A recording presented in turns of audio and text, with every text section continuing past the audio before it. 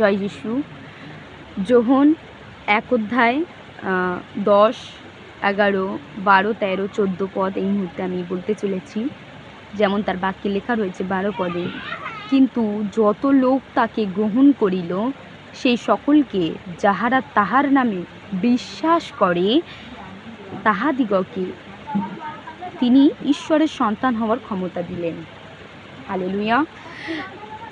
যারা ঈশ্বরকে বিশ্বাসে, যিশুকে যারা বিশ্বাসে গ্রহণ করে, বিশ্বাসের সাথে নিজের জীবনে, নিজের হৃদয়ে স্থান দেয় এবং প্রভুর কাছে ফিরে আসে মন থেকে, সে পাপী হোক কি যিশুকে না জানা ব্যক্তি হোক কিংবা কোনো খ্রিস্টকে জানা ব্যক্তিও হয়তো জগতে হারিয়ে রয়েছে, যে কেউ, কিন্তু তার ভিতরে যদি বিশ্বাস না থাকে সে কখনো খ্রিস্টের সন্তান হতে পারে না। যখন বিশ্বাসে সে খ্রিস্টকে গ্রহণ করে তখনই সে প্রভুর সন্তান হওয়ার অধিকারকে লাভ করে। আমেন। আর সেরকম এখানে আমরা দেখতে পাই 13 পদে, তাহারা রক্ত হতে নয়, মাংসের ইচ্ছা হইতে নয়, মানুষের ইচ্ছা হইতেও নয়, কিন্তু ঈশ্বর হইতে জাত। যেমন একটা মানুষ রক্ত এবং মাংস, পুরুষ মহিলার দ্বারা জন্মগ্রহণ করে, ঠিক তেমনি আত্মিক যারা সন্তান হওয়ার অধিকারকে লাভ করে তারা আত্মা হইতে হয়, কেননা আমাদের ঈশ্বর আত্মা এখানে দেখতে পাই।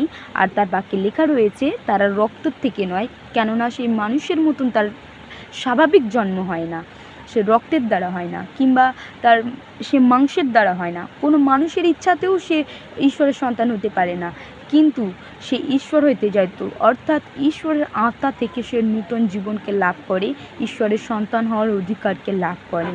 আমিন।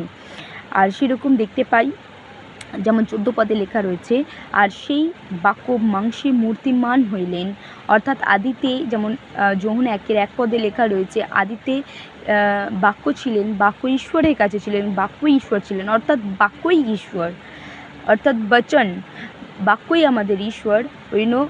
বাক্য, অর্থাৎ এই বাক্যকে যে বিশ্বাসে গ্রহণ করবে এবং মনকে পরিবর্তন করবে, প্রভুর কাছে বিশ্বাসে ফিরে আসবে, এবং যেমন 14 পদে প্রভু নিজেকে মাংসে, তিনি বাক্য হয়েও, তিনি আত্মা হয়েও আমাদের সম্মুখে, আমাদের আত্মিক চোখ অতটা নেই বলে আমরা ঈশ্বরকে দেখতে পারবো না, প্রভু নিজেকে মাংসের রূপে প্রভু নিজেকে আমাদের সম্মুখে প্রকাশ করেছেন, যেন আমরা তার বাক্যকে সরাসরি শুনতে পারি এবং যেন তার মহিমাকে আমরা দেখতে পারি এবং তার প্রতি বিশ্বাসও আনতে পারি।